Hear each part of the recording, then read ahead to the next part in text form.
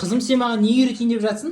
Бүгінден бастап ақша жасаймыз. Ақша жасаймыз, да? Қаланда балалар, бірінші бізге 2 қағаз.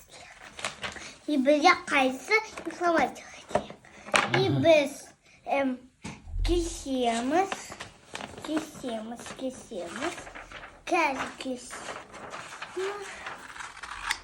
Сен сонда не істеп жатсың? Мен түсінбей жатырмын, қызым. Ақша істейін деп жатырмыз. Ақша? Бұл ақшаға мен мороженое сатып ала аламын ба?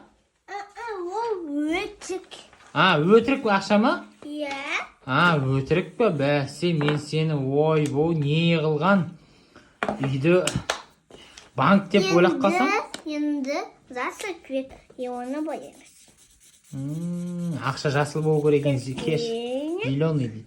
Осылай болу керек. Сіз маған қанша доллар бере аласыз? Бізге керек 10 доллар. 10 доллар? Маған керек 156 мың доллар керек. Бар ма сізде сонда 156 мың доллар? Пока 100 доллар. Ақша получилось. Енді бел. Мен мына ақшаға маған блинчик беріңізші. Блинчик? Мәніз.